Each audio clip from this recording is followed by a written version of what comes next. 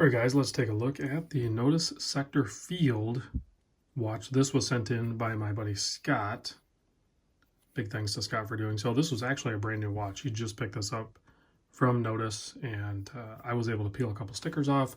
The bracelet hasn't even been sized or unwrapped. I will install it and unwrap it on the watch so you can see what it looks like there, but it's currently on this also supplied Horween leather strap with quick release spring bars. Pairs up really good with this colorway. So what we have here is a 38mm case, no crown guards, oversized crown, but 38 by 47 drilled lugs. Nice turn down to those lugs. Nice smooth consistent transition there. 13mm thick. You can see you have a chamfered, slightly domed sapphire crystal with AR coating on it, but mostly that large chamfer. So it's just proud of the bezel that is also polished on the top side. So that's 13mm, 20mm lug width, and the bracelet actually tapers down to 18, and it's an H-link. The strap actually does taper down a little bit as well. Oversized crown, like I mentioned, is 7.5mm. Super easy to operate. It is screw down, 150 meter water depth rating on this. Has a nice little pop to it. You're going to be able to wind in that first position, as this is the Seiko NH35 movement. And then the first position out will be your date change, and then your last position will hack the movement, and you can adjust the time.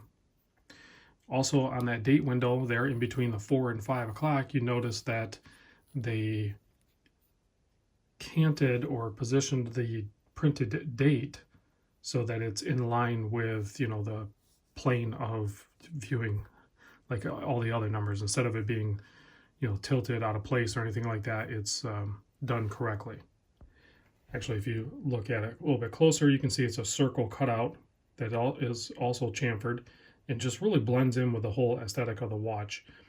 This is a sector dial, but it's also a sandwich dial.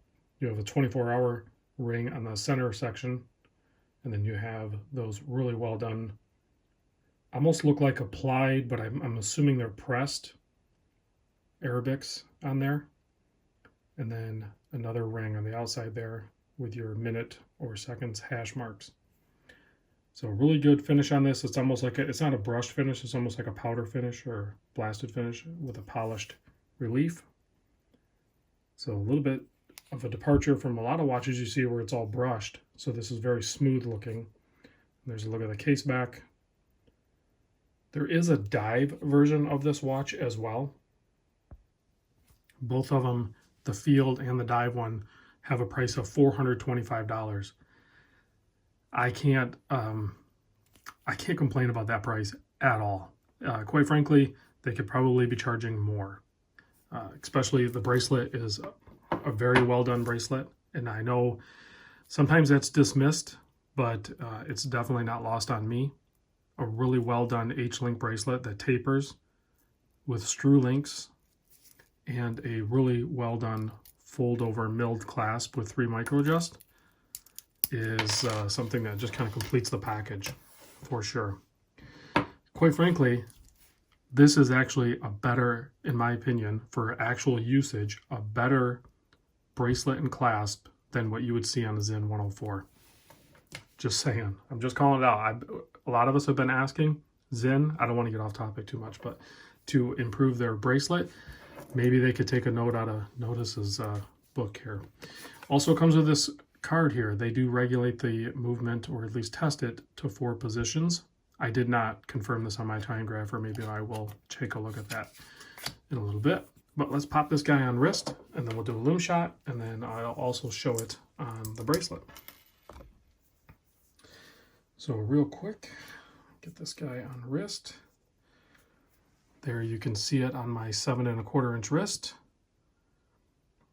This is a very high quality leather, and then the total package of the watch, the really well done, unique case shape, oversized crown, awesome dial layout, you know, and then a regulated movement, plus the well done bracelet, all for $425.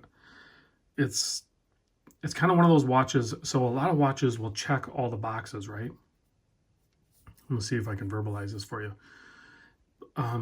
There's a lot of watches out there that'll check all the boxes for you, but then when you get them and you try them, something's just missing. Like it doesn't, you don't really connect with it or bond with it. With Nodus watches, there's 5 watches in their series. There's the Avalon, Contrail, Duality, Retrospect, and then the Sector. And there's different variations of each one of those. So with the Nodus watches, with what Wes and Cullen, the owners, have done with the brand, I feel like they check all the boxes, but then the watches actually connect with people. I personally don't actually own a Nodus. I have owned them and I sell them. I don't think I'll be selling anymore if I get more in that I actually purchase. The 38 mil, I personally like a little bit larger watch. They do offer a larger watch and I'll maybe look at those. But I know for a fact I connect with the Nodus watches above with just checking the boxes. Sometimes checking the boxes is not enough. And I feel like this brand, this watch, these models do that extra step where you actually want to wear the watch beyond just checking boxes. Let me put the bracelet on. You can see it on the bracelet. So getting these end links to fit, the fitment of them is very tight. So when you're manipulating the spring bars, before just thinking you're all set, you need to wiggle it around a little bit and make sure there's not much movement on it. You want to make sure both ends of the pin drop into the lug holes before you just carry on about your business. Because on a tighter fitting one like that, you just need to make sure everything lines up. And then you can see it's just such a well-matched H-link bracelet. If we pop this guy on wrist, I did not size it. But you can see, for me, going with a 38 millimeter watch on bracelet is the key for me personally to really connect with the watch more so than on a strap. On top of that, I'm a bracelet guy anyway, so when I see a really well done H-link bracelet like this, yeah, I'm on board with that. So maybe I'll size this up. I'll check with Scott, see if he's cool with me sizing it up and checking it out a little bit more. But just an awesome watch all around. Let's kill the lights and check out the Lume, because they also, Wes and Cullen are huge watch fans.